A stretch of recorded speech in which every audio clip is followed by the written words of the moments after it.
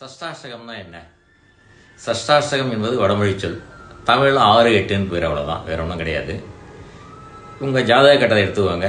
அதில் ஜாதக கட்டத்தில் லான்னு போட்டிருக்காங்க, தான் உங்கள் லக்னம். அந்த லக்னத்திற்கு சந்திரன் 6ஆம் இடத்துலையோ 8ஆம் இடத்துலையோ இருந்தால் அது சஷ்டாஷ்டக தோஷம்.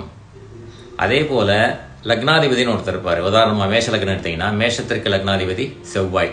இந்த செவ்வாய் லக்னத்திற்கு 6ஆம் இடத்துலையோ 8ஆம் இடத்துலையோ இருந்தால் அது சஷ்டாஷ்டக தோஷம்.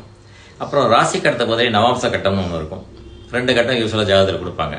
அந்த நவாம்ச கட்டத்துலேயும் ஒரு லக்னம் உண்டு.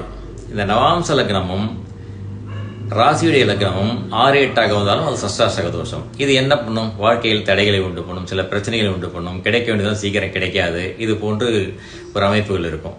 இது மட்டும் இல்லை, திருமணத்திலும் பார்த்தீங்கன்னா நம்ம இந்த சஷ்டாஷ்டகத்தை இணைக்கக்கூடாது.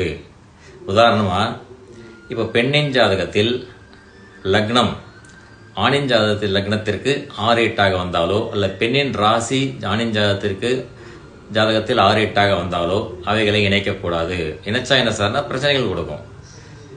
பணத்தில் பிரச்சனை வரும், பிரிவினை வரும், புத்திர பாக்கியம் தாமதமாகும், இன்னும் மேலும் சில பிரச்சனைகள்லாம் கொடுக்கலாம். இல்லை சார், இதில் சுபசஷ்டாசம் சொல்கிறாங்களே அப்படின்னா கெட்டதுன்னு சொல்கிறோம். அது என்ன, கெட்டவன்லேயே அவன் நல்லவன் சொல்கிறது? கெட்டது தான் கெட்டது தான்.